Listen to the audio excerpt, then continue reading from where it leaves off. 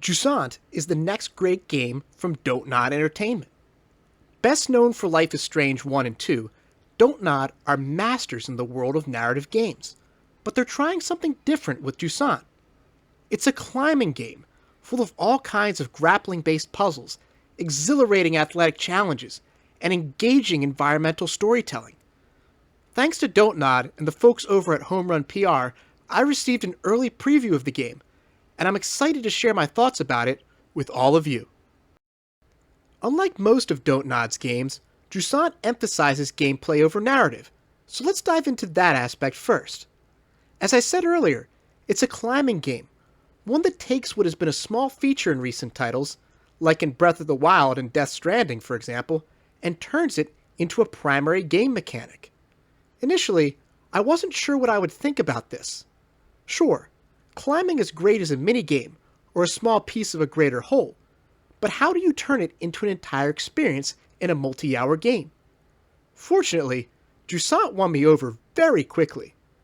During the 3 hours I spent with the game, they varied the climbing mechanics in so many exciting ways.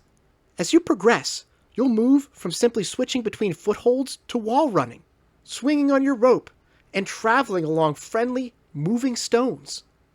One of the features that really supports this is your companion, known as a ballast.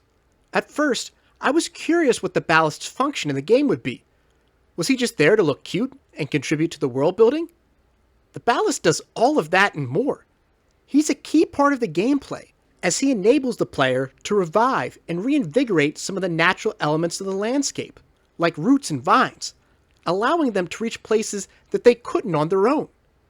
It's a neat feature that adds a lot to the gameplay, as you end up mixing the protagonist's natural climbing and rope skills with the timely intervention of the ballast to get to where you need to go. And as the difficulty goes up, timing becomes the most important aspect of the ballast's assistance, as environmental hazards begin to threaten the protagonist. These kick off during the game's third chapter, when the sun scorches the protagonist, limiting the amount of time the ballast is able to revive fragments of the environment and depleting the stamina bar. I'm very curious to see what other hazards we'll encounter as we progress, as I doubt this will be the only one. Lack of water is one of the game's key story themes, so I suspect that ice probably won't be on the list.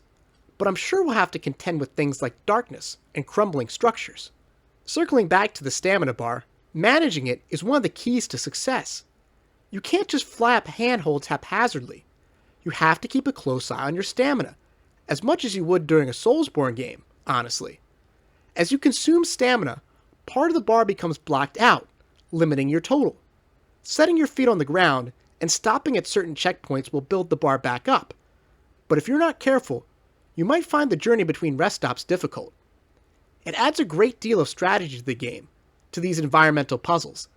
I enjoyed it, and each time I got stuck, I found myself looking up at the wall, trying to figure out the best way to go from point A to point B.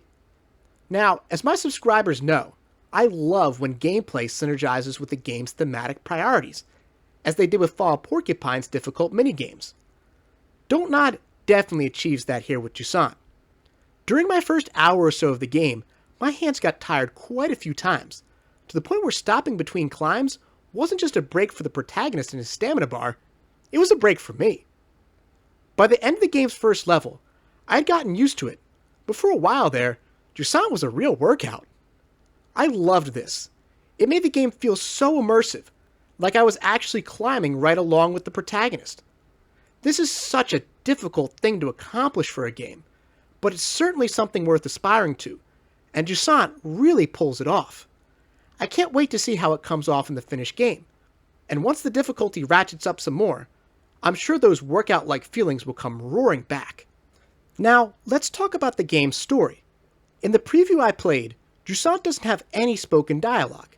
This is a huge departure for Don't Nod, who really made a name for themselves with the gripping, emotional narratives of Life is Strange 1 and 2. But that doesn't mean Jusant is light on story. Far from it. It's full of beautiful little bits of environmental storytelling, journals, notes left behind, little pieces of lives that once were. I'm a huge fan of great world building, and honestly, this is one of my favorite ways to build a world. Each scrap of information you find allows you to build your own understanding of the narrative, of the missteps that led to the downfall of this civilization, and gives a sense of mystery behind our protagonist's journey. Speaking of our protagonist, his goal is to reach the tower, a mythical structure at the top of this mountain we're attempting to scale. The reason for this isn't entirely clear, but I've got a feeling that the tower might have the ability to rejuvenate the world, much in the way our ballast can, but on a grand scale. Reading through the notes and journal entries, it appears that in the world of Jusant, water became scarce, which is clear just from looking at the dry, barren landscape, which led to the destruction of the environment, and in turn, the civilization itself. The word Jusant means low tide in French, and most of the journal entries in the game refer to it as the event that changed everything. It seems that this ebb of the tides forced them to look elsewhere for water, a search that resulted in an unfortunate end for many who made the journey. Perhaps by reaching the tower at the top, with the help of the ballast, our protagonist will be able to remedy this.